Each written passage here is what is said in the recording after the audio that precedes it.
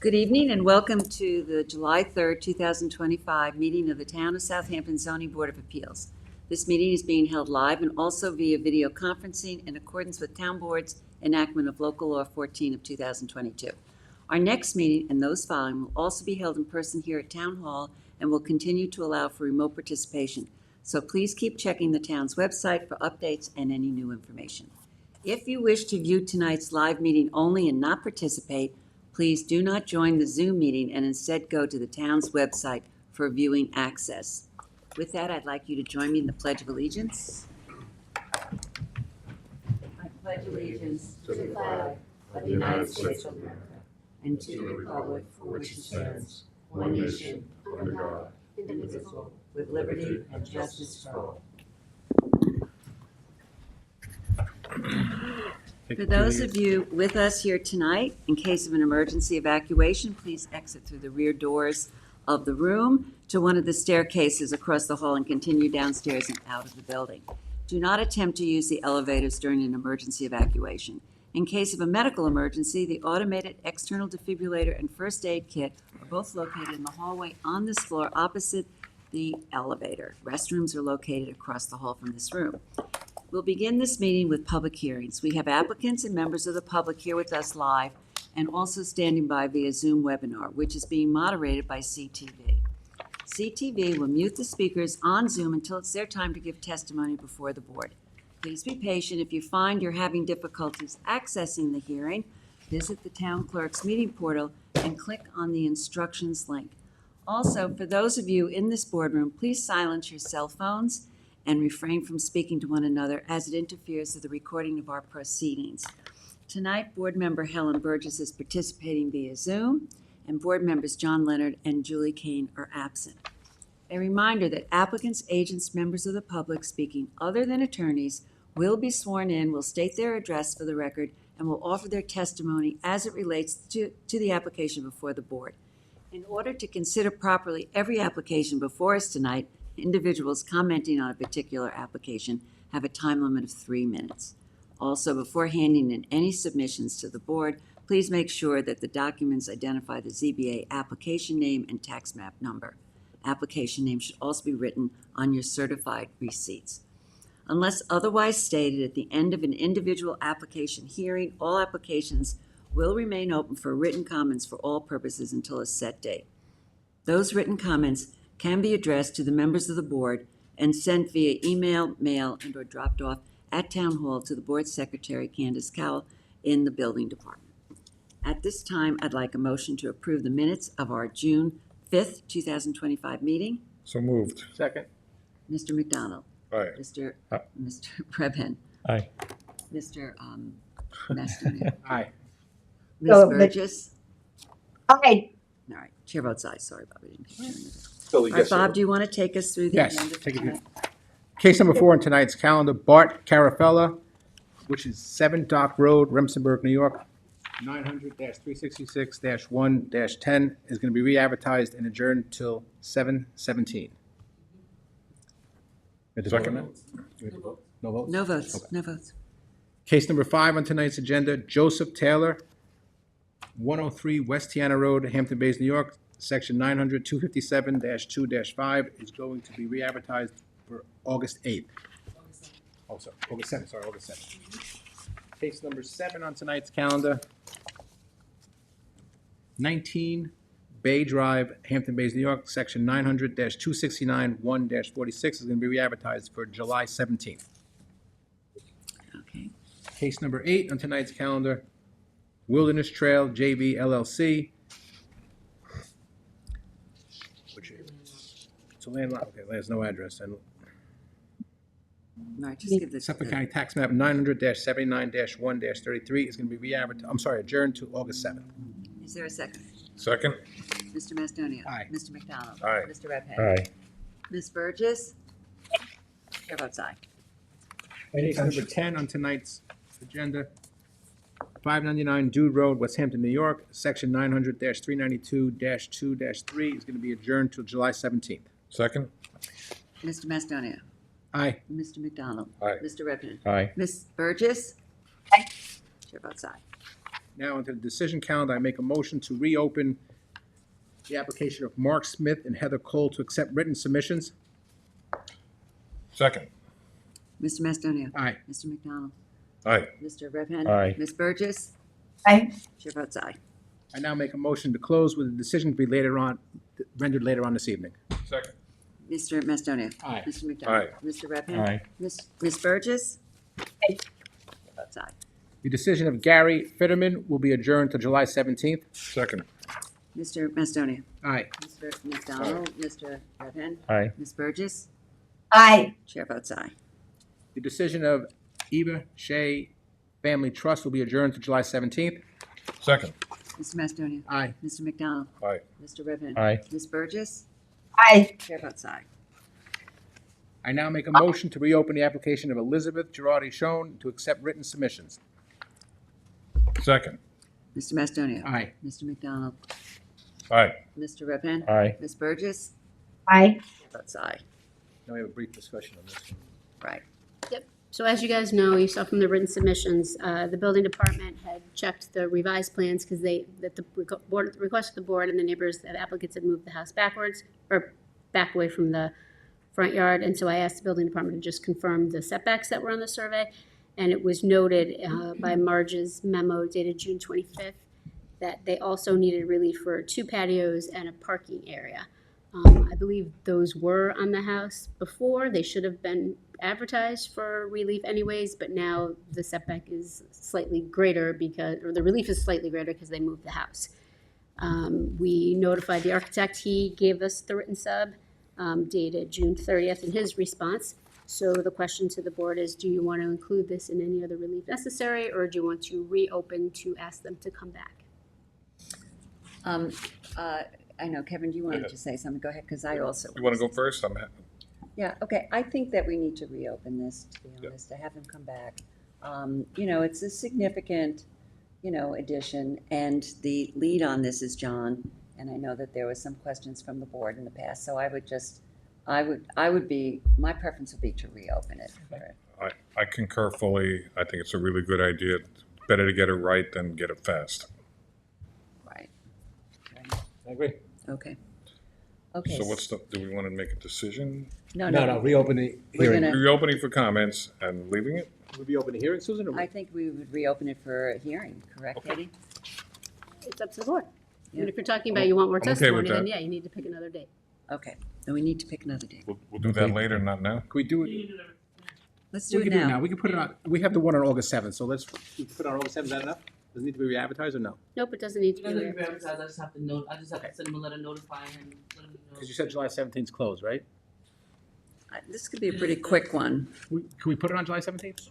Okay, this way we get it done quickly. Yeah, I would do that. So I get a motion to adjourn that till July 17th. Rehearing on Second. July 6th. Yes. Okay.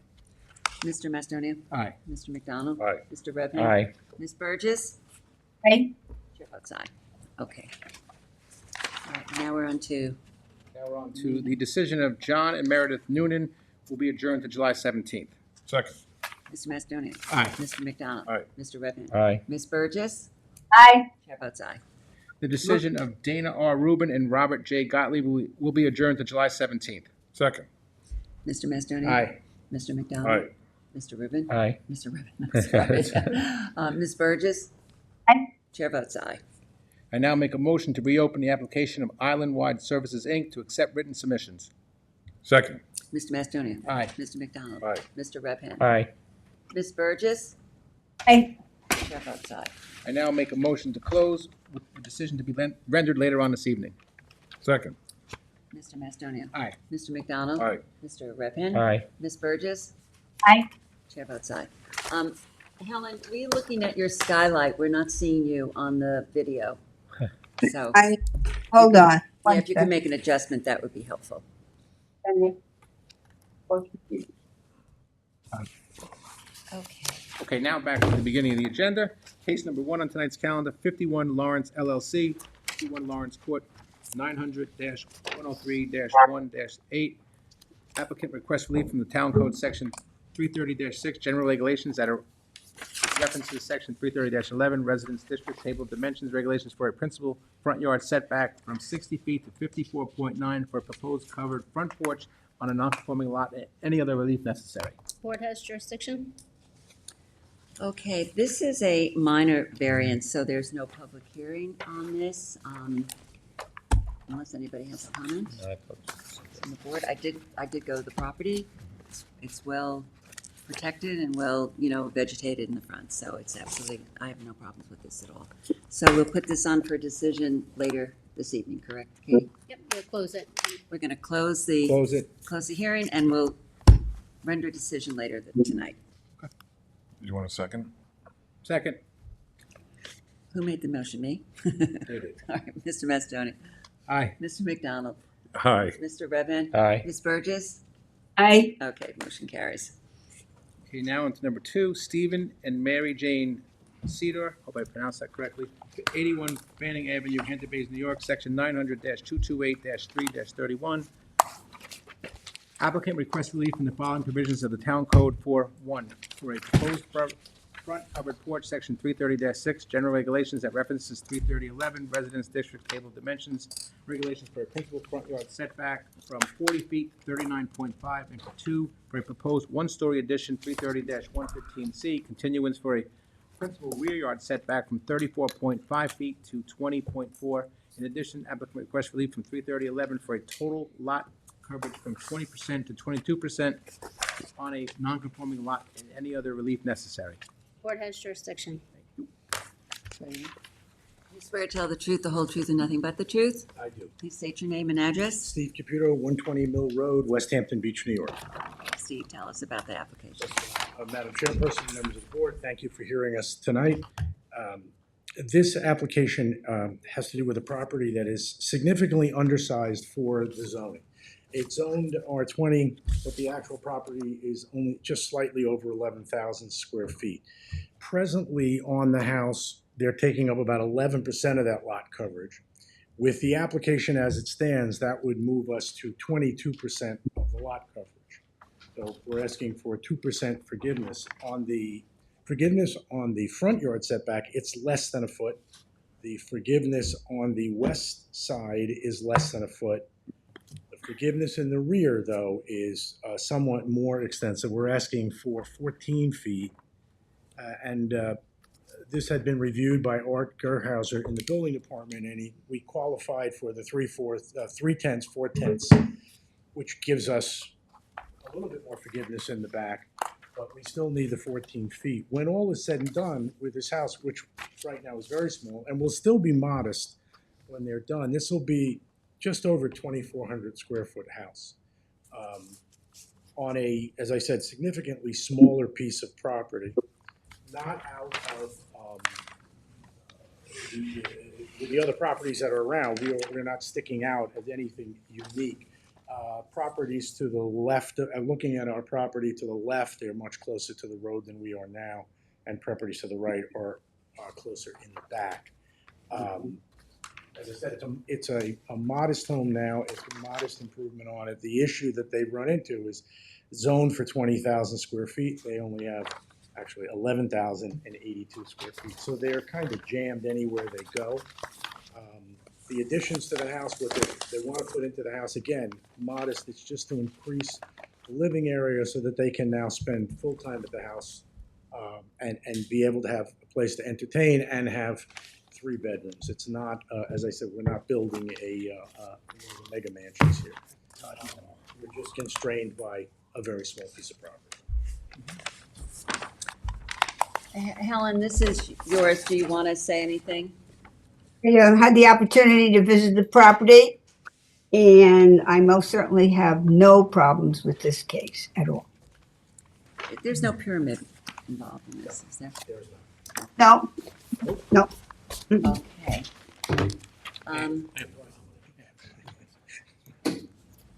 Let me just see. One of the questions came up about storage. Is that? Yeah, You would ask me a question about that too. Do you want to talk about that for a second? heard everything you said. I visited the site myself. So the only sort of conspicuous question is there sort of was a garage in the house that's sort of been converted into some living space already, and clearly that's what's envisioned here. And this has happened before where somebody comes to us and says sometime in the future, I have no storage. So I don't see any storage. And is this planned for by means we don't know about? And does that create another problem where we might see this? And talk through how that's provided for. I don't see it as a problem going down the road. The storage will be taken care of by a shed somewhere on the property, conforming. It'll be in a conforming location. They don't need a garage. They only have the one automobile. The house has some closet space. They've added closet space in it. But it's going to be more coverage, a shed. It's going to be more. It's going to be more coverage when they put it in, and Right. that will just be for outside furniture. And if they ever get a lawnmower, right now they don't. But it is not. And this is not. This is a couple more closer in age to me than to some of the younger people out here. So they are not. That family is not growing.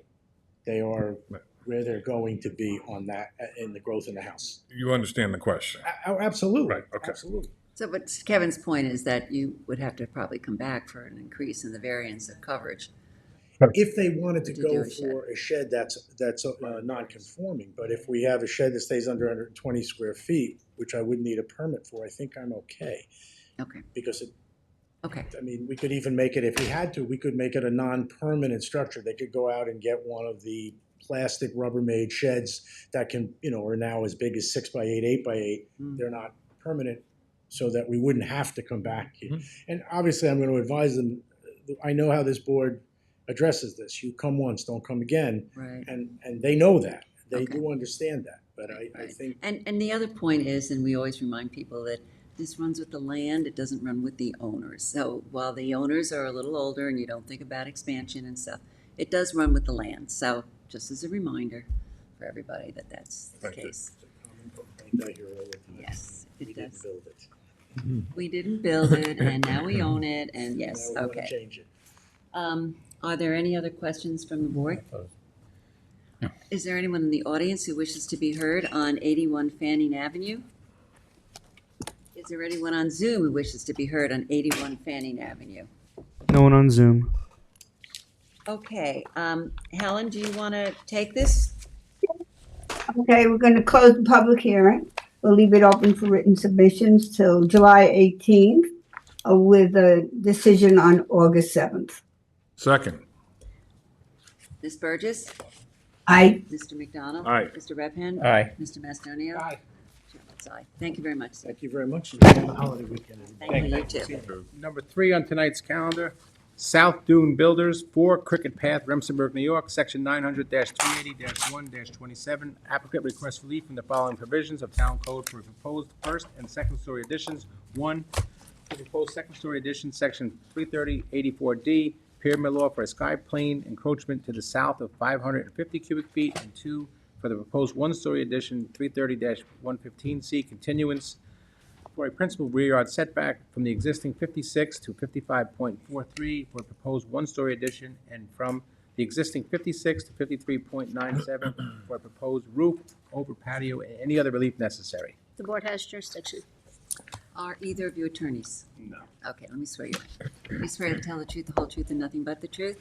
Okay, please individually state your name and address. My name is Dawn Heptig. I reside at 50A South Phillips Avenue in Remsenburg. Okay, And my name's Scott Heptig. I reside at 50A South Phillips Avenue in Remsenburg. okay. Who wants to go first in telling us about the application? Well, we're looking to square off the back of the house. The setbacks are really not much different from what is there already. The house is set in a large piece of property. It's kind of set oddly on that space.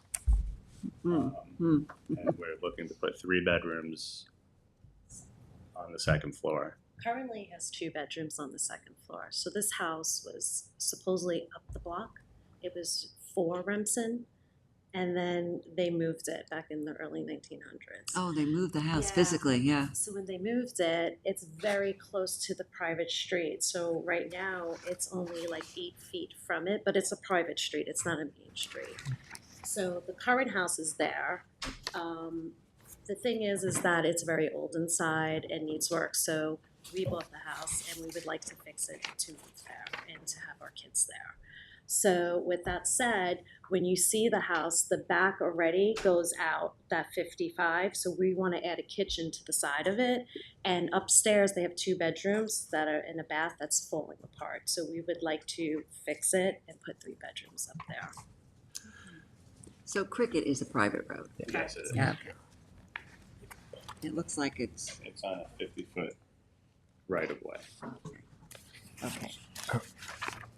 What is, so that your lot is reasonably close to the back, and then there's this sort of wooded, very thickly screened, I thought it was actually part of your lot. Yeah, the front part of it. That's a different lot. Yeah. That's It's actually a lot? Yeah. another lot, That's a lot. Okay. microscopic. Yeah, I believe it's 0.3. yeah. Okay, this is in, what zone is this? R40. R40, okay. So, and you're pretty much conforming to, because you're 48,000 square feet, right? Yes. So, yeah, Yeah. it's a nice piece of property. Yeah, it's beautiful. Yeah, very nice. Yeah, it's nice down there. And it's pretty much in conformance with what you have already, is that Correct. correct? So it's just, okay, so what would we be, a slight increase in pyramid? 550 which is cubic minimal. feet?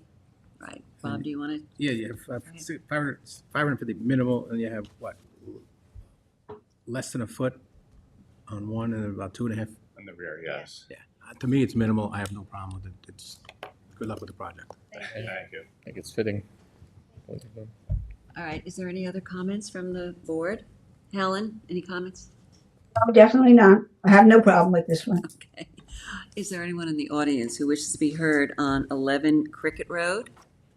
Four Cricket Path.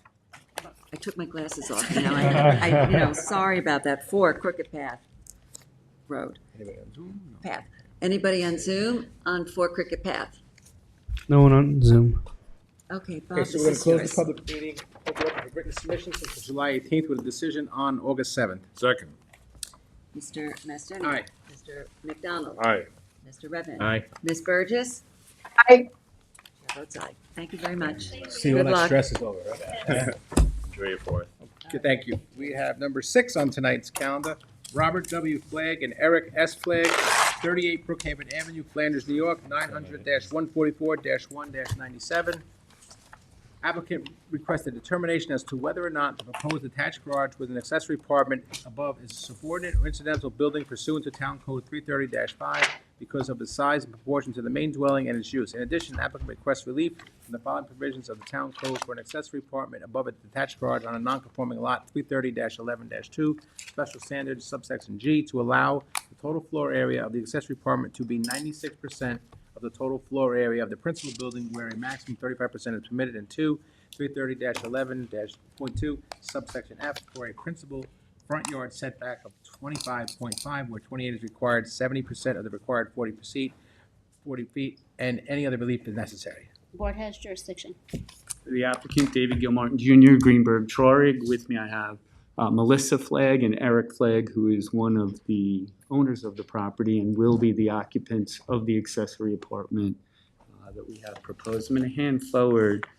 Before you do, are either of you going to speak? You swear. You might. Are you lawyers? But they hope No. not to. All right, let me swear you in just in case, okay? Do you swear to tell the truth, the whole truth, and nothing but the truth? Okay, please state your name and your addresses.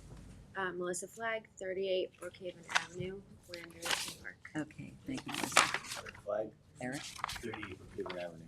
Okay, just in case, because people say they're not going to talk and then they do, so. All right, I know David usually handles it pretty well, but you never know. Thank you. I'm handing forward a copy of the Thank you. tax map and then a highlighted copy of the survey. I think one of the important factors as you consider this application is that the property was part of the Riverhead Estates subdivision. And that was one of those old subdivisions, I believe it was 1938. And then there was a subdivision immediately to the east, and it was those subdivisions that created the small lots. So in the Riverhead Estates, they were basically 6,000 square feet apiece per lot. This, and you can see that it's designated on the tax map. I've highlighted this lot in yellow. Yeah. And you'll see dashed lines, and those are, so this is 4 lots put together. Ah, That's significant Yeah. because most of the lots in the area, in the Riverhead Estates subdivision, which this is the eastern end of it, only have 2 lots. Several have 3, and then as you get closer to Flanders Road, you see some bigger lots. But that way. this is, if not the biggest, one of the biggest lots in the area. As you move east, different subdivision, there are even smaller lots that were created. So the solid lines show you what the lot was, but I think that's important as you consider this application. It's an R15 zoning district, and this property is 24,000 square feet. Right? One of the options would have been to try to subdivide it and ask you for 6,000 square feet of area, and it would have been the character of the neighborhood in size-wise. But Mr. Flagg and his father, as the other owner, have decided to go this way. The other important fact that I think we need to understand is the current house is about 785 square feet, and that really limits what you could do. And I can say it's really small because it couldn't be built today. You need 800 square feet as a minimum per 330-105. So it is smaller than what would be permitted today, and it seems to me, as you look at these applications, that you shouldn't really, consider, you need to consider the size of the house, right? And I think the drafters of this law were thinking about other situations, right? That big property with the big house, and then you're going to build a big guest house. Certainly, that's not the case here. So that created a challenge for us. It creates a challenge both in that we need an interpretation from you that this is an accessory structure, 1, and then 2, we need the size of the house is 35%, and that would limit us to, I think it's 275 square feet, and that's not permitted by the code. That's too undersized. The minimum is 400. So I think that really lays out the challenge. The other quirk in the law is this house was CO'd in 1968 or 69,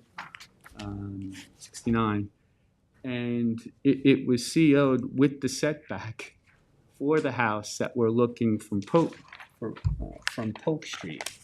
So if you see that, it exists, it's CO'd, but the quirkiness of the code requires that we get relief for it. You don't get credit for prior structures and those that are CO'd. I think that's something, a hole that needs to be fixed. But it won't be fixed before So you just to decide. clarify, so what you're saying is that the previous house, or the house was CO'd in 69 with the setback of 25 or whatever, 25.5 5 feet. off Polk Street. And because you're taking down the house? No. What are you doing? Leaving the house, it's this structure, the garage. Garage, I That's get it, gonna but have then, the apartment. so why do we have to revisit that?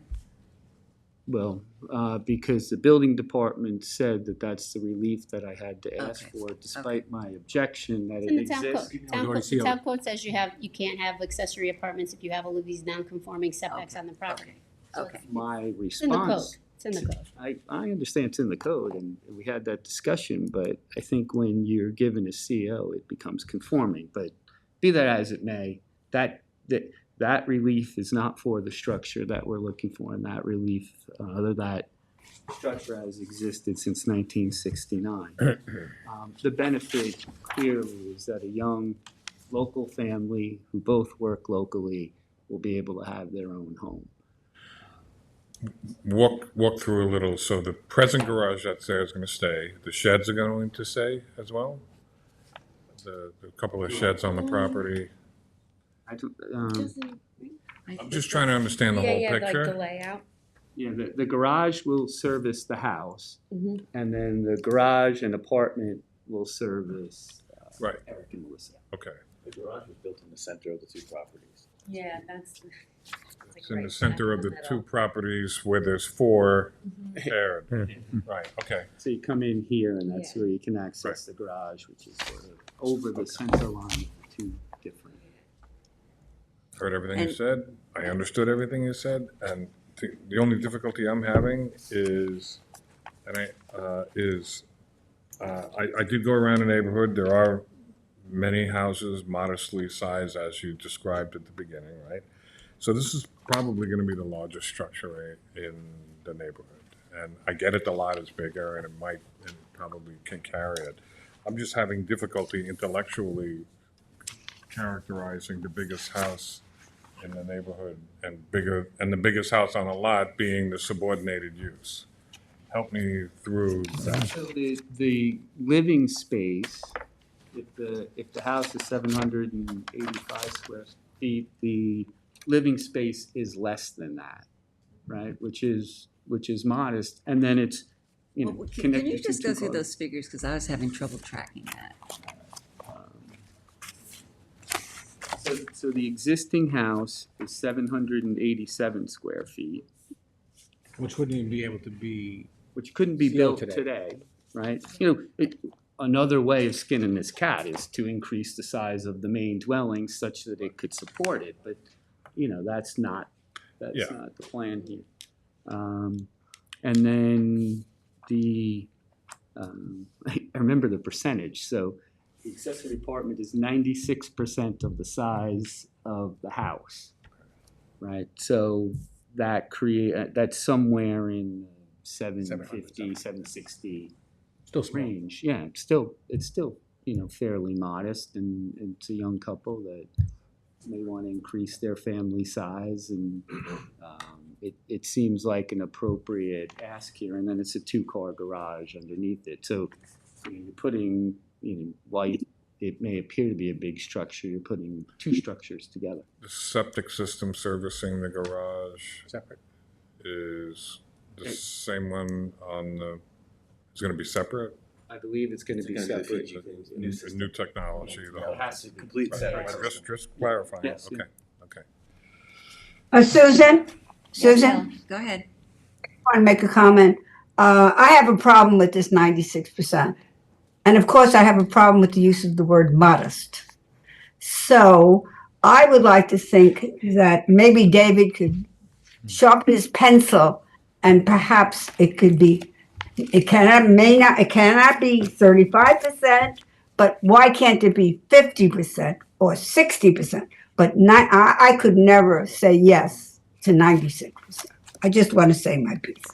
But the 96, and you're talking about the substantiality prong of the test, I believe.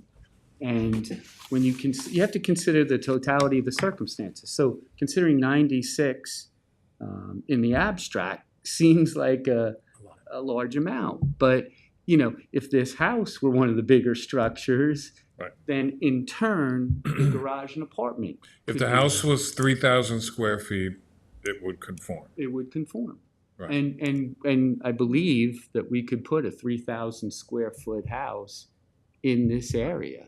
Right. That could be done. So when you consider the totality of the circumstances, 96%, again, in the abstract, I think is the wrong way to look at it. I think you have to consider what's on the ground. And it really is it's the quintessential case of why you're here, is for these situations. You're the relief valve to the zoning code. The zoning code wasn't created with all the properties in mind.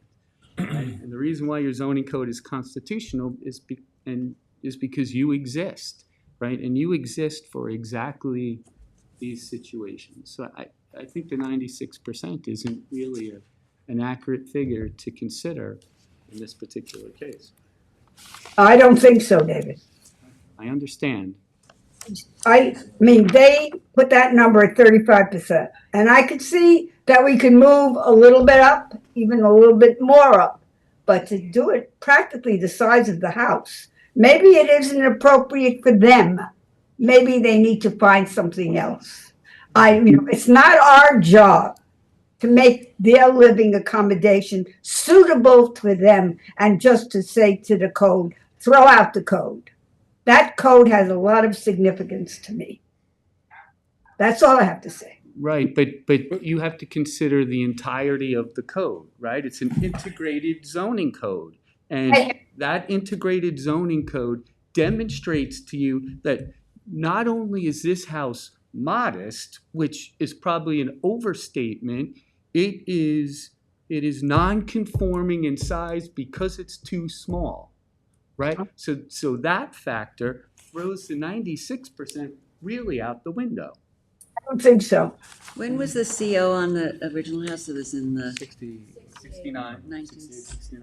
Okay. And we also actively try to get some type of affordable housing of people Yeah. living in the community, which we do make those exceptions when it's affordable housing. So I'm not saying this qualifies for that, but I understand 96% is high, but it's 96% of 700 and something square feet, not I think if it 5,000 square was- feet. I feel like if it was 96% of a 2,000 square foot house, that would be a different story for me. This Right, is a very modest, small house. If you look, the house across the street is a two-story, pretty large house, larger than the dwelling that we're gonna make, and it's on half of the property that we have. So it wouldn't stick out really in the neighborhood at all. Yeah. There's multiple houses that are two-story dwellings right next to us. I'm okay with it. Stories, like all around that. And let me just add, kind of a crazy question, but does it make a difference having the garage underneath? I know you're using it livable space, right? That's what you're doing That's the what the 96%. 96% It's was livable space, so it space, doesn't habitable matter that space. you have a garage underneath. No, okay. I just wanted to. The garage clarify height that. is about 8 feet or so, right? But minimal, yes. And then the second story livable space is, what's the height on the ceiling? There's no there? pyramid right now. Yeah, no pyramid, we have no pyramid request or height request. I'm just, well, I'm I'm okay with it. I take your point, but I'm still, I'm processing the size, that's all. But I take your point, there's no request for that. There's no Yeah, yeah, request for that. We meet lot coverage and all of the other things that you would consider I understand. in size, we meet. And easily. No setback issue, right? That's other than the one that you have Other to than one correct. pre-existing, basically. Yeah, the pre-existing, yeah. What, 3 feet, 2.5 feet? I think this is an unusual case. I understand what Helen is saying, and clearly we don't want to be setting precedents in terms of percentages. We really do stick with the 35. We sometimes go up to 50 and on a rare occasion. I think this is a different situation because of the very, very small size of the house. And Susan, is there a possibility that we could ask David to come back with a presentation closer to 75% as opposed to 96%? we could always ask. I Well- don't think We're- that's an application that we want to make. We want to go forward on the existing application. And understand this is a young and How big is the, what's the Then you come livable into like a space? 596 square foot apartment, which is like some people's closets. No, I'm serious, I'm not being sarcastic, but I know. So the accessory apartment is 765 square feet. yes. All right, it's a very small thing. Okay. I'm not having a problem with this. However, I think that the point that Helen makes is valid, and I think that we often get hoisted on our own petard with this stuff because people come back and say, well, you gave 96%, and let me give you a rundown of the 96% that so I don't know how the rest of the board feels on this. I agree with Helen, and the 96% is high, but But I this think it's particular reasonable case, in this case. I think this is why we're here, to make exceptions for those percentages, and I think this fits into one of those rare categories where we will go above what we normally are comfortable doing. I'm okay with it, on this case only. And I think, any kind of a decision that we make would have to make a very strong point about that. the thing I'd say about precedence, and it's one of the things that as the chairwoman said, you get hoisted on your own petard sometimes. But if you look closely at that area of law, the only time precedence is really a factor, is if all the facts on the property, in the law we call it four square, it's four square the same case, and all properties are different, so you have the ability to distinguish. Right. You know, this particular case, you have a very good zoning lawyer to write the decision, and you put all of those factors in to distinguish it. The other thing not to forget is you at a board can give out variances and then say, you know what, we've done it too much. It's becoming too, and you can deny it based on that, right? So there are a lot of avenues to avoid the precedential argument. I think one of the most important factors is the one that I raised, that this lot is much bigger than the surrounding lots. And so as far as precedence in this particular area, people are gonna be hard pressed to come in and say to you, hey, we're half the size, but we want the same relief. And so you're half the size, right? And then, you know, I don't think it's a, you know. There's no coverage issues either. You heard from any neighbors, any issues, complaints, or nothing? Okay. All right. Is Did you there guys any- talk about the driveways on the property? Are they both existing? They're both existing, and the driveway to the accessory apartment will come off an existing driveway, which is what's required by the code. So that you're eliminating the curb cut, is that what you're saying? No. Okay, well, what are you saying, that it's gonna come I'm- off the other driveway? I'm saying that we're accessing it through an existing driveway and then coming up to the accessory Okay, apartment. then you need a variance to have only one driveway. To have two driveways, where only one's permitted. They're existing, they're both existing. I don't disagree, I'm just telling you what the code says. I The know, code but- says only one access driveway should be permitted on the lot. It exists with two. I'm just saying you need relief. So you're saying that because of the existing garage, that it goes up? Well, that's, I'm saying that's the way that we're accessing it. What Katie's saying is that the code says it's only one driveway, but it's gonna be, you know, what, at least my understanding of why they did that is they didn't want to create separate entrances. We're using an existing entrance to access it, so you're not creating another curb cut than that already exists. Do you feel we need to have a variance on that, Haley? Yeah. Because if we do, then I'm that just has saying to we be- should just add it, yeah, that's all. Okay. I'm not saying it's not warranted. Okay. So I think that would have to be added. Can you consider under any relief necessary? Yes. Okay. Okay. Certainly add it. It's another distinguishing feature. All right. Is there anyone in the audience who wishes to be heard on 38 Brookhaven Avenue? Is there anyone on Zoom who wishes to be heard on 38 Brookhaven Avenue? No one on Zoom. Okay. This is yours. This is, Kevin. this is me. So I'm gonna make a motion to, Oh, wait, before you do that, I did have a question about screening. Do you have any screening plans for this? Because I didn't see anything on the survey. Not as of yet, but it's something that could be developed in the future. But there's not much screening in the entire neighborhood, right? Okay, I'm just asking, because we often ask about screening, and we didn't talk about that at all. Is there an issue? I mean, we're set back. All right, but, I mean, you know, is that something that we would like to consider at this point? I don't know. I don't know if there's any. Okay, I'm place just for it, raising, really. because we do often raise it, and I wanted to make sure that we didn't have an issue with that. Okay, now you can go. okay, I'm gonna make a motion that we close the hearing with comments accepted up until July 18th for a decision on August 7th. Second. Mr. McDonald? Aye. Mr. Macedonia? Aye. Mr. Redhand? Aye. Ms. Burgess? Aye. Chair votes aye. Okay, thank you very much. Okay, David, have a nice weekend, safe. Yes, thank you. Good holiday. Okay, on to case number 9 tonight. Case number 9, Brandon Josephson and Sarah Church, 22 Bay Avenue, Noyak, New York. Section 900-5-3-39. Good evening, Carl. Good evening. We've sworn you both in. Or, you don't need to be sworn in, but you've been sworn in. Would you just state your name again, please? David Sherwood, I'm the architect. Earl Benacasa, 860 Montauk Highway, Watermill, New York, for the applicant. evening. When we were last here, the board considered various requests from relief. And with respect to the request for pyramid, there was, the board asked that we provide some evidence of other relief granted in the neighborhood. Now, we had discussed it at the last meeting, but they wanted the specific grants, some background, and the decision themselves. I have presented to the board a memorandum outlining those various variances granted in the neighborhood, relevant and similar to the ones being requested here.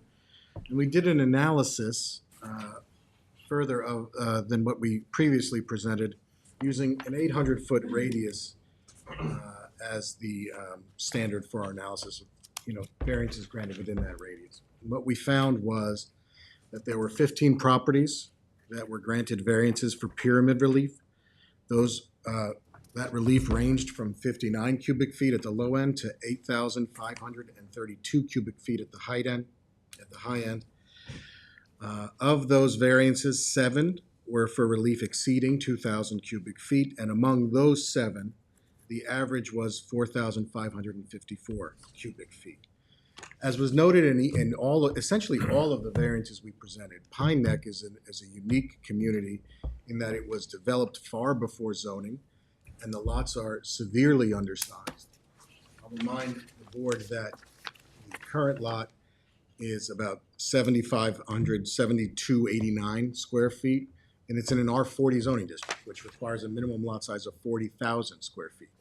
That's actually unique for Pine Neck, as most of Pine Neck is in the R10 zoning district. So it's far more non-conforming to zoning than any of the other variances I provided. Those were all in the R10 zoning district. I will go through some of those variances to set the stage for the standards that this board has held this community to as far as pyramid, the character of the community.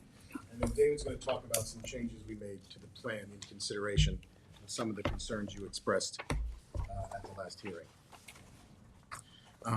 I'll go through as quick as possible. I know you gave me 3 minutes, right? No, that Rooney applies to public took comments. far more. That applies to public comments. So Yeah, 5. in 2015, the board at 162 Noyak Avenue, which is about 430 feet from the subject property, the board granted relief of 4,267 cubic feet. I gave you that variance in the packet. In reaching its determination, the board specifically noted that the existing home is dated and unable to accommodate the needs of the family that lives there. This is very similar to the situation before you. The family that is going to live there and that's going to make this forever home, sitting behind me, they also have a child who will be living there with them. They intend to improve this to better accommodate their family and their dogs and the needs of their family going forward. So similar to 162 Noyak Avenue, there is that very laudable intention and use of the home. They also noted in that variance that they would be converting from a conventional system to an IA system. As far as septic goes, that's also the case here. I would note that this home is actually far closer to wetlands and actually needed wetlands approvals.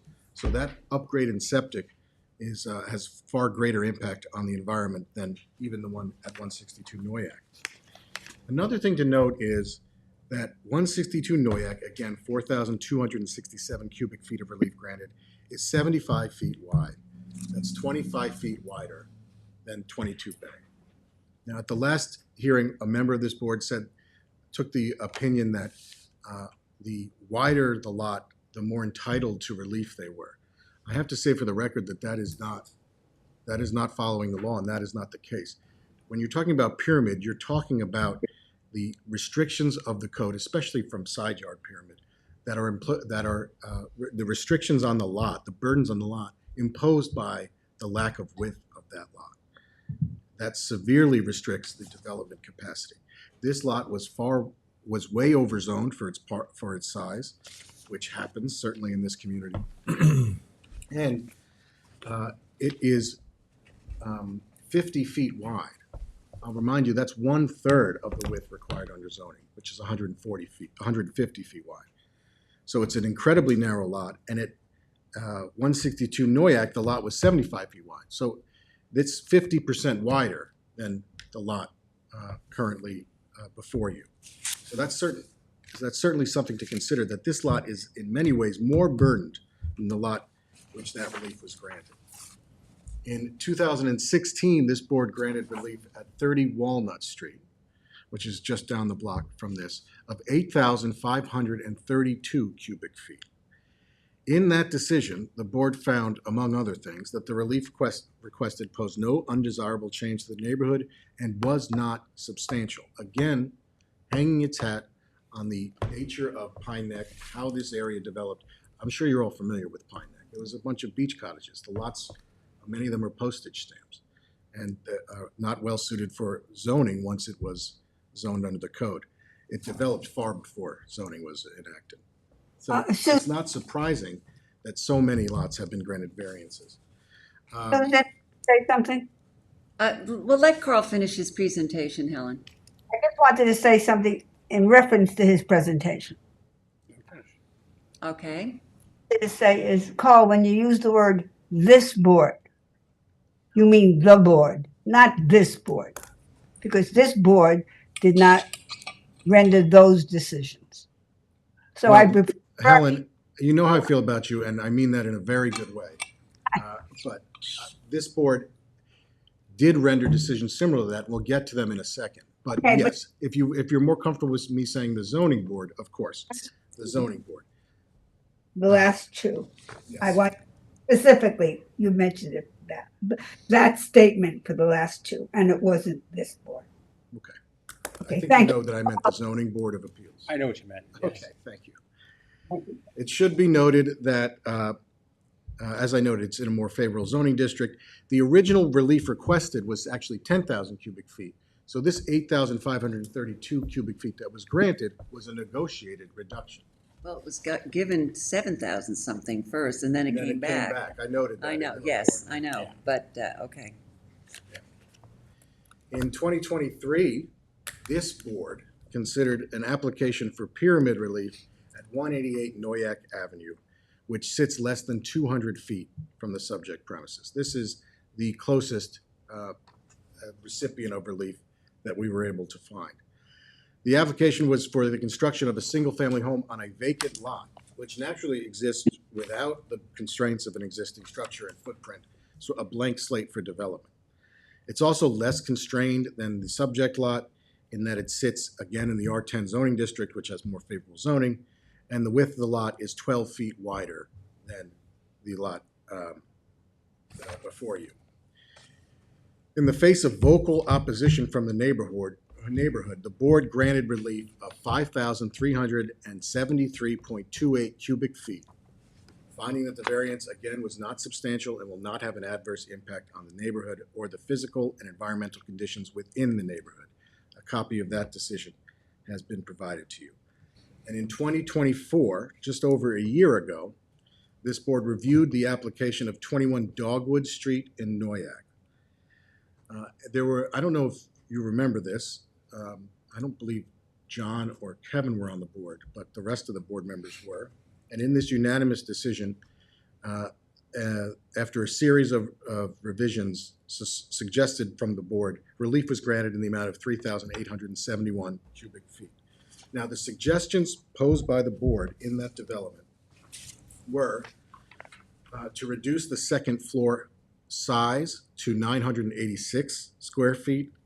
David's a far better, can address this better, but ours is 961 square feet. So our second story is actually smaller than what the board negotiated on their reduction. To reduce the ceiling heights to 8 feet, ours are already at 8 feet. Both floors? Both floors. And again, the 21 Dogwood Street, that one that was decided a year ago, that lot is 25 feet more narrow, more wide. Ours is 25 feet more narrow than 21 Dogwood, even though it's roughly the same size parcel.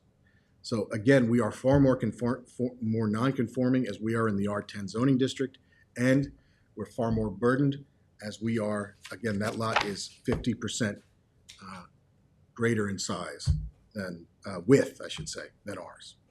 So each of the above decisions embrace the same sort of overarching understanding that this community, Pine Neck, exists uniquely in the town. These lots are uniquely burdened, this one perhaps more than any. And as a result, these grants of relief have been routinely made. Again, 15. And Pyramid's a relatively new section of the code. There've already been an 850-foot radius, 15 variances granted. I would also note, finally, that there is an existing pyramid encroachment. As Katie mentioned last time, we're not using this structure to piggyback into the development. So it's not a grandfathering of pyramid in that sense. But it's important that this board can recognize and can point to the fact that this lot already exists with about 1,000 cubic feet of pyramid encroachment, that the conditions of the area immediately surrounding this lot are used to this home having 1,000 cubic feet of encroachment. Accordingly, this change would only increase the existing pyramid by 3,824 cubic feet, which is less than the relief granted at 21 Dogwood, not just over 1 year ago. So, in light of all that, we believe that the original request of roughly 5,600 cubic feet relief is reasonable under these circumstances, but we have made accommodations that David's going to go through to reduce it, material reduction of the pyramid encroachment. So at the last meeting, obviously the big concern was the pyramid, and what I was able to do by taking 18 inches out of the width of the house was to take off about 850 cubic feet of the pyramid request. And we were able to do that sort of in a neat way because the house is almost like two little houses next to each other and they run parallel. And so by doing it, when you look at the house, you don't realize that we did it. But because we took 9 inches out of one side and 9 inches out of the other side, the way the house flows from a plan perspective and the way the house presents as a design remained untouched. But we were able to get that 850 cubic feet out of the request. Prior to doing that, we recognized before we even came in with the original application that this was going to be a big number. And I just wanted to go through some of the things that I did proactively before we even came with that initial request that allowed us to keep the number where it was. One of the things, as you know, Pine Neck has a very high groundwater table. And so what we did not do, which other applicants, and in fact, I think the one just down Noyak Avenue did do, because I've seen those plans. We did not raise the house out of the ground any more than is necessary. We're about a foot of foundation showing, and then we have our framing.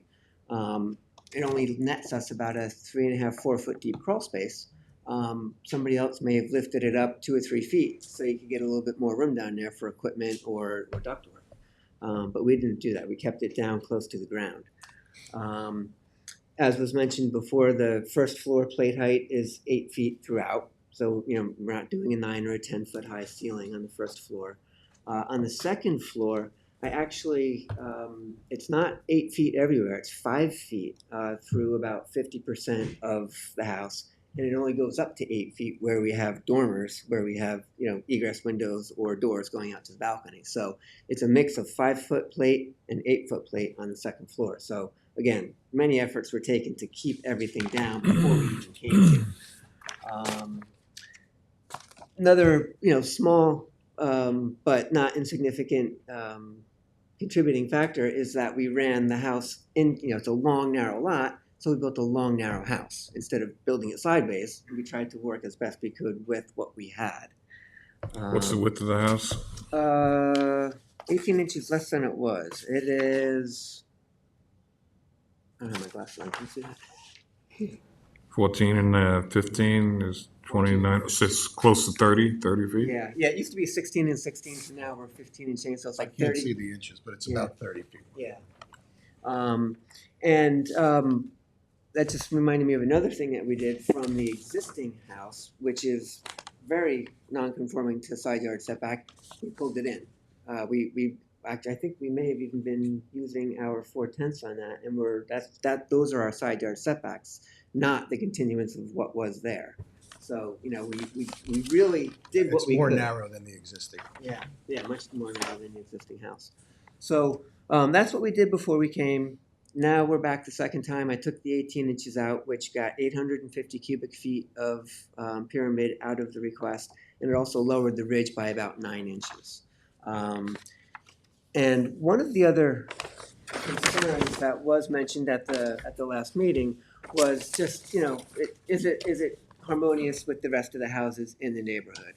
And so one of the things that I wanted to show the board was I went down the entire street. I have all the surveys and took pictures of all of the existing houses so that we could see to scale, what the neighborhood really looks like. And, starting over here, we can see it's a mix of, 1.5 and 2-story cottages. But you want to flip this and you can come around? Hold it down. It's a mix of 1.5 and 2-story cottages. Ours is, sort of right in line with it as we keep going. And then when we get down to the end of the road there's, I don't even know how big this house is, probably about 5,000 square feet, lifted up because it's in a FEMA zone. These are not in the FEMA zone. So it's lifted up on piles, so they got, sort of Tons of relief. a head start. So, and you look at that, that's the undesirable change in the neighborhood, not that. This is commensurate with Those are all of mostly the 1 story or cottages. 1.5, correct? They're Cape forms. Dormered, some dormered. This is a full 2-story. Second story. This is a full 2-story in the back. This was I an can't addition. see the Yeah, 2-story in the back. A ranch in the front, and then they did a 2-story addition in the back. You can see that roof line in the Yeah, back. you see the roof line above there. Yeah. Very small. That's a cape, so they're second-story Dormered, yeah, dormers. yeah. And ours is just a little bit taller than a cape because again, the 8 and the 5, my rafters take off from a 5-foot plate on the second floor, not an 8-foot plate. So it's really in keeping with the character of the neighborhood. It's cottage architecture, pitched roofs, shed roofs. I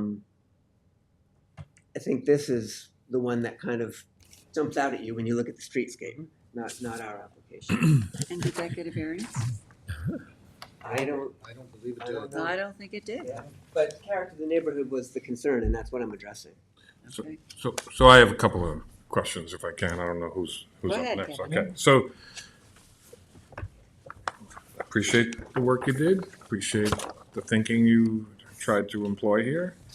And I took a look at this in the context of your memo that you just sent, and both was helpful. And I frankly spent more time analyzing the size of pyramid relief that I would have thought. On either side of the house, the pyramid relief average is 700 cubic feet. And so here's the first circle. So on either side of this house, one was 268 and the other was 1,038. Where is it? 1,038. Thank you. And so modest. And then if you include these, the average jumps to about 1,000 cubic feet. So I take your point that there were some large structures or large pyramid relief granted, but the average for the whole community is nothing like 4,000 or 5,000. Well, Hold on. And so I appreciate the direction you went. And my concern is every time we approve 4,000 or 5,000 cubic feet of pyramid relief, the average keeps climbing. And then everybody comes in and says, well, the average is climbing, I'd like to contribute to the climb, right? Which is the wrong direction in my view that we should be going, one. And the second issue, which we really haven't covered, is it's a small lot, I get that. but it's 28% coverage, which is not small. So it's a substantial coverage on top of the pyramid, which is not small. So I still have the concern, can you squeeze it a little more and see if the same math works that way for the reasons that it worked in the first instance? And, can you lose the pitch on the roof, which may drop some of the pyramid relief as well? And I don't say that lightly, and I don't say it as if cavalier. Please don't interpret it as such. I say this with respect and out of concern for what trends we're setting, what precedents we have to grapple with, and what people remind us we do after a decision one way or another. So first to the average, that was discussed, and I'd reviewed those variances. A lot of them are not for new homes; they're for small additions. So I didn't think. Okay. I was trying to find an average of people redeveloping the lots, and that's sort of what it was. Well, and that would, goes to the fact that people want bigger homes and they're not just modifying their smaller homes. They're looking for larger homes. I mean, it's the trend, like you said, yeah. And so that's why we made the decision to sort of limit that and do an average of, because there are those outliers. Someone wanted to put a small deck. It was 59 cubic feet. Fair They point. didn't want. Fair point. So I didn't. So that's why I wasn't trying to hide that fact. I highlighted that it was the average of that. I didn't accuse you of Okay. anything nefarious. So that's why we undertook. Yeah. Understood. What is the total, because this, the application 5687, what is it, since you redid everything, what is the total pyramid now? 48. 48. 48. I can give you the exact. Yeah. 4837. 48, 36. What's the square footage on the house, roughly? 20,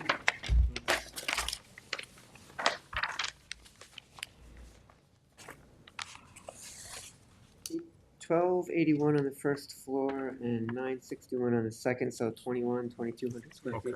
Okay. It's not a big house. It's not ostentatious. I know we can't say the M word, No, you can't, right, you can't say modest.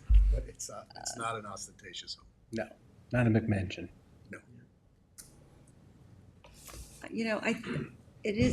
I think Kevin makes a good point. I think, like I said, you're trying to use what you've got in the way of property and build a house that's going to be suitable to you. And I, I definitely appreciate that. But I think his point that we keep on upping the averages and then, keep upping the averages. And it's troubling, to be honest. It is a little bit troubling. Well, it's an arms race.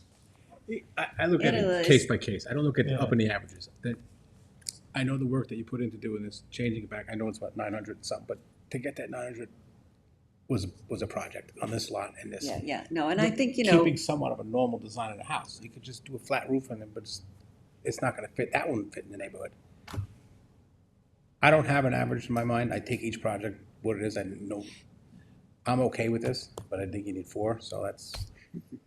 Yeah. So to Robert's point is that it is a case by case thing, and there were lots that were granted far in excess of what we're asking for. There were lots that were getting close to what we're asking for that were not as burdened. And I think that's the consideration. This board asked for an analysis variance. right, and you did a good job on that. And we provided that. And I don't think, respectfully, I don't think that's a fair consideration. What's the average in the area? I think it is a case by case, set by standards of what's the character of this community, which is guided by decisions of this board. Not only decisions of this board, but that's part of it. And that's why when Helen asked for specifics, we were happy, and I think the rest of you wanted specifics, we were happy to give them, because this area has seen, unlike any other, really, that I'm familiar with. Pine Neck is one of the most covered with variances of any area out here because it is so burdened. And I think this fits right within what that average was. And that's what I was trying to show you, that the average that I was pointing to won't be impacted by this. It actually supports the relief we're requesting, because this is absolutely average from what's been requested in the past. I mean, literally a year ago, this board granted it around the corner I to look a at lot that it- was less burdened. And, you know, you can talk about whether precedent is held, but this board, a unanimous vote of this board, except for John and Kevin, including the chair, including Bob, including Helen, voted for that variance. I look at it, if you just, for instance, got to 38 as opposed to 48, would anybody in that neighborhood even notice the difference? I don't think so. So I think it's just a number that the board can't be stuck on a number. You have My to look at opinion the is I project. think you did a great job designing it for the property. After I went through the plans, I thought it was for me also. So you would have two, you'd be 50-50.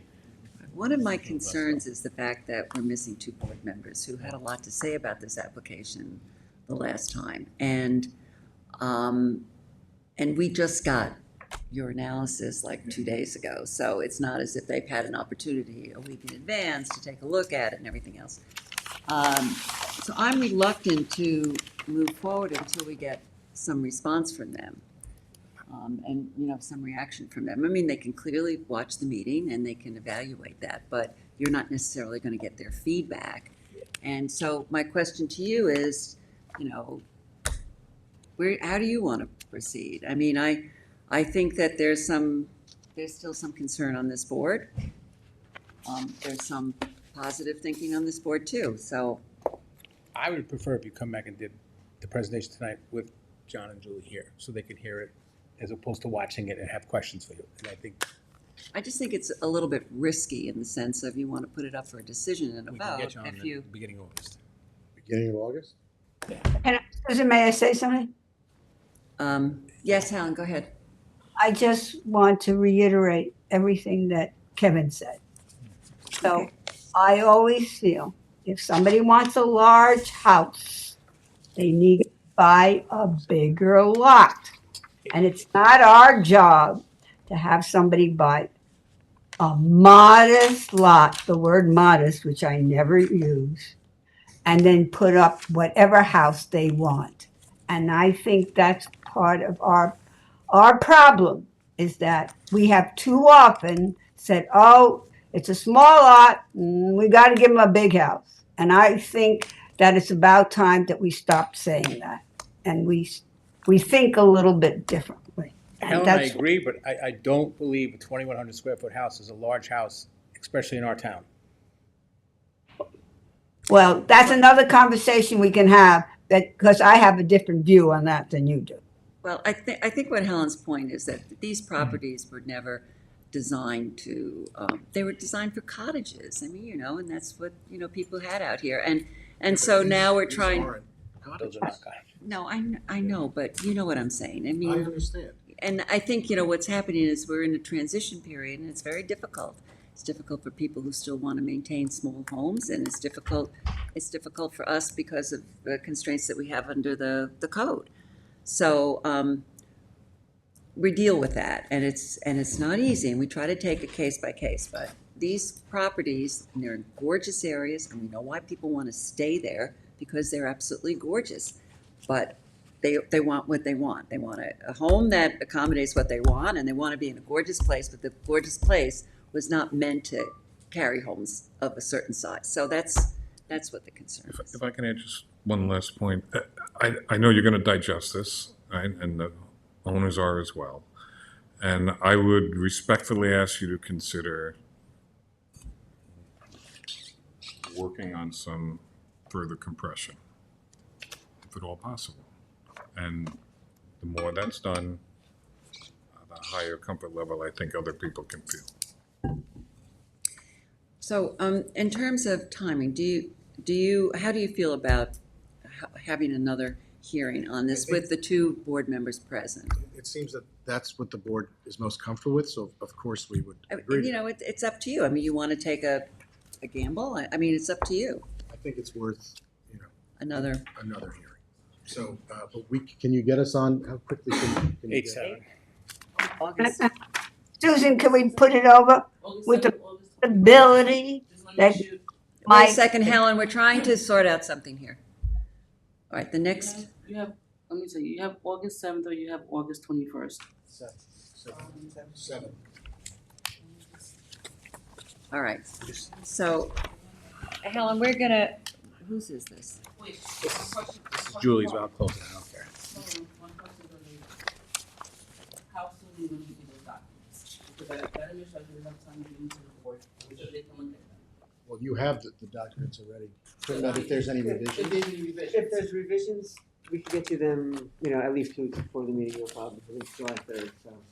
Yeah, but it was a very thorough analysis, but we got it 2 days before the board meeting, so we need to do better on that. If you're gonna provide anything new, please try to get it to us with enough time for us to take it into consideration. And if you don't provide something new, then we've got the material, so. Carl, if you know revisions by like the 18th, I'm gonna say maybe the 22nd of July, the latest? Does it give you If there's a time to- change, if there's any Yeah, changes. if there's any- Yeah, we'll have to if talk, there's and any- if there's a change. If there isn't, that's something different. Well, who's the week of the 22nd? I can do should that. be able to- I can do that, yeah. All right. I don't know, does anyone, Okay, on Zoom? so we're gonna Can I adjourn. ask if anybody wants to? Is there anybody in the audience who wishes to be heard on this matter? Is there anyone on Zoom who wishes to be heard on 22 Bay Avenue? No one on Zoom. All Okay. right, so I'll fill in for Julie. We're gonna hold open the public meeting until August 7th, right? Right. And then 2 additional board members will be here to hear the presentation. Okay, is there a Second? second? Mr. Mastriani? Aye. Mr. McDonald? Yes, Mr. thank you. Redmond? Aye. Ms. Burgess? As I was saying before, Susan, perhaps with this adjourned time, Yeah, can we have that? some, maybe lower the number, It's cool. maybe. If you choose, And Yeah. what did she say? Hold it like a survey. and I vote yes, so we're going to adjourn to August 7th. Thank you. Thank you Carl. very Good, much. nice And- weekend, be And safe. thank you also for Happy making Fourth. some efforts. Thank you as well. Appreciate that. Okay. Okay. Is this Baby's mine? good? Baby's great, thank you. You hit a year yet or no? 6 months. Goes quick. Okay, so where are We're on we? decisions now. We are done with the We are at public hearings. decisions. We're at decisions. And Okay, we have some amended decisions. Helen, do you want me to read the amended decision for you? Okay, this is the amended decision in the matter of Gregory Lenthrow, Suffolk County Tax Map 900-221-2-8. This amendment is for property located at 19 Bellows Pond Road, Hampton Bays. On June 5th, 2025, this board, by decision number, is that a D? D025072, granted variances for proposed additions to a once-family dwelling. This decision, however, referenced an incorrect date of the site plan.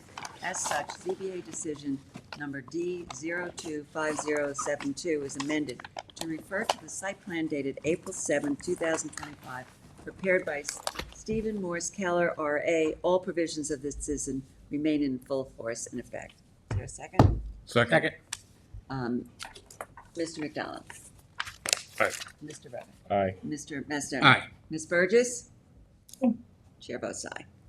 Okay, I have an amended decision in the Brian Farrell, Suffolk County Tax Map 900-62-1-10. This application is for property located at 11 Robbins Lane, North Sea. On June 5th, 2025, this board, by decision number D025066, granted variances for a proposed dwelling with attached garage. This decision, however, referenced an incorrect survey date. As such, ZBA decision number D025066 is amended to refer to the survey prepared by John M. Abruzzo, PLS, last dated April 30th, 2025. All other provisions and conditions of this decision remain in full force and effect. Is there a second? Second. Mr. McDonald? Let me just qualify, while I voted no for the application, I don't see any reason not to vote yes for a correction, so yes. Okay, thank you. Mr. Aye. Redmond? Mr. Aye. Mastonia? Ms. Burgess? Aye. Chair votes aye. Okay, now I have a minor variance that we discussed earlier in the meeting for 51 Lawrence LLC, Suffolk County Tax Map 900-103-1-8. This application is for property located at 51 Lawrence Court, Watermill. Applicant seeks a variance for a principal front yard setback for a proposed covered porch. This application passes the standards set forth in New York State Town Law and Town Code.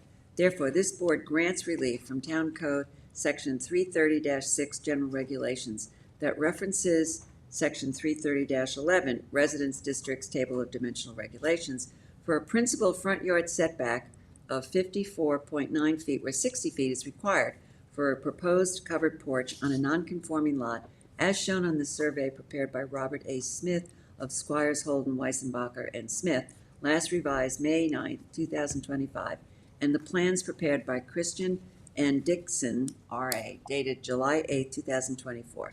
Grant of the foregoing is subject to such other conditions and permits as applicant has already acquired or may otherwise have to acquire for final approval of subject premises. Second. Mr. Mastriani? Aye. Mr. Redmond? Aye. Mr. McDonald? Aye. Ms. Burgess? Aye. Chair votes aye. Okay, Bob, do you want to read this one? This one. Mark Smith and Yeah. Heather Cole. Uh-huh. This is the decision for Mark Smith and Heather Cole, Suffolk County Tax Map 900-255-1-30. This application is for property located at 23 West Tiana Road, Hampton Bays. Applicant seeks a variance for a pyramid encroachment for a proposed second-story extension to an existing two-story house on a non-conforming lot burdened by wetlands. The board finds that this application passes the standards as set forth in New York State Town Law and Town Code. Therefore, this board grants relief from Town Code Section 330-84D, pyramid relief for an encroachment in the amount of 1,066.3 cubic feet on the north side for proposed second-story addition to an existing two-story dwelling as shown on the site plan prepared by Anthony M. Portillo, last dated June 23, 2025, and the second floor plans, elevations, and pyramid diagram prepared by Anthony M. Portillo, dated June 5th, 2023. The grant of the foregoing relief is subject to such other conditions and permits as applicant has already acquired or may otherwise have to acquire for final approval of the subject premises prior to the issuance of any certificates. 1, removal of a 10 by 10 shed, and 2, removal of the driveway encroachments on the adjacent town preserve plan. Second. Mr. Mastriani? Aye. Mr. McDonald? Aye. Mr. Redmond? Aye. Ms. Burgess? Aye. Chair votes aye. Okay, Kevin, you're next on this one. Here. Oh. Here, No, this that's one. not me. Oh, sorry. Okay. This is, I'm going to make a motion to approve the application of Janice Lee Golson, Suffolk County Tax Map Number 900-129-2-7.1. This application is for the property located at 314 North McGee Street, Tuckahoe. Applicant requests relief to allow a 4-lot planned residential development subdivision where 3 lots are conforming. After discussions with the board and adjacent property owners and with conditions that will be filled as covenants on the resultant lots, this board finds the applicant passes the standards set forth in New York State Town Law and Town Code. Therefore, this board grants relief from the Town Code Section 330-10A6 Resident Table District of Use Regulations as it relates to Town Code Section 330-11 Residence District Tables of Dimensional Regulations and Town Code Section 247-4 Yield to allow a 4-lot PRD where only 3 conforming lots can be created. This relief is granted for the density of 4 lots only and not for any existing or proposed building or structure. Grant of the foregoing relief is subject to such other conditions and permits as applicant has already acquired or may otherwise have to acquire for final approval of the subject premises, including the filing of a covenant subject to a form approved by the town attorney's office to 1, establish and maintain a 30-foot naturally vegetative buffer along the southern boundary line of the premises. 2, to maintain a minimum 10-foot setback for all buildings and structures from the proposed vegetative buffer. 3, to prohibit the construction of any pickleball courts or any proposed, prohibit the construction of any pickleball courts on the 2 proposed southern lots, and 4, install and maintain a row of 8 to 10 foot tall arborvitae or on the northern edge of the naturally vegetated buffer. Second. Mr. McDonald? Aye. Mr. Mastriani? Aye. Mr. Redmond? Aye. Ms. Burgess? Aye. Chair votes aye. Bob, you're next. Islandwide. Yep. This decision for Island-wide Premier Services, Inc., Suffolk County Tax Map 900, 354-3-3.2. This application is for property located at 13A Summit Boulevard, West Hampton. Applicant seeks a variance for a premises to have 0 road frontage where access is provided over a 20-foot easement. The premises was subject of a previous ZBA decision to subdivide the lot and create 2 lots with 0 frontage, so the citizen's decision now proposes to develop the lot as well will supersede such approval. The board finds that this application passes the standards set forth in New York State Town Law and Town Code. Therefore, this board grants relief from Town Code Section 33082, lot width for road frontage of 0, where 40 feet is required, as shown in the survey prepared by Vincent Tenaccio, last dated September 26, 2024. The decision supersedes ZBA decision number D025008, dated February 6, 2025. Granted, the foregoing relief is subject to other conditions and permits as applicant has already acquired or may otherwise have to acquire for final approval of the promises. Second. Mr. Macedonia? Mr. McDonald? Aye. Mr. Redmond? Aye. Ms. Burgess? Aye. Chair votes aye. Okay, John, you want to read for, Okay, granting for John Kreindler, revocable trust dated March 23rd, 2023, Suffolk County map number 900-86-4-5. This application is for property located at 219 Hildreth Lane, Bridgehampton. Applicant seeks variance for proposed deck and addition to an existing dwelling on a non-conforming lot. This board finds that the application passes the standards set forth in New York State Town Law and the Town Code. Therefore, the board grants relief from the following provisions of the Town Code. 1, for a proposed deck, Town Code 330-6, general regulations. The reference Town Code 330-11, residence district table of dimensional regulations for an accessory side yard setback of 5.5 feet where 10 feet is required. 2, for a proposed addition to the existing dwelling, Town Code 330-115C, continuance for a total side yard of 16.7 feet where 17.6 feet is existing, and a minimum side yard setback of 6.8 feet where 7.7 feet is existing, and Town Code 330-84D, pyramid law, for a total sky plane encroachment of 792.1 cubic feet, 279-7 cubic existing on the west, plus 512.4 cubic proposed east, as shown on the survey prepared by Robert A. Smith, L.S. of Squires Holding, Weissenbacher and Smith, last revised February 21st, 2024, and the floor plans and elevations prepared by Sarah Jacoby, R.A., dated May 15th, 2025. The grant of the foregoing relief is subject to such other conditions and permits as applicant has already acquired or may otherwise have to acquire for final approval of the subject premises. Second. Mr. Redmond? Aye. Mr. McDonald? Aye. Mr. Macedonia? Aye. Ms. Burgess? Aye. Chair votes aye. Okay, Kevin, you've got the last one. I'm going to make a motion on the application of Lisa Arujo, Suffolk County Tax Map number 900-343-1-62. This application is for a property located at 15 Landing Lane, East Quogue. Applicant seeks variances for a proposed addition to an existing dwelling and a swimming pool. This board finds the application passes the standards set forth in New York State Town Law and the Town Code. Therefore, this board grants relief from the following provisions of the code. 1, for a proposed addition, 1, Town Code Section 330-6 general regulations that references 330-11 residence district tables of dimensional regulations for a total side yard setback of 29.36 feet where 35 is required. 2, a minimum side yard setback of 9.62 feet where 15 is required.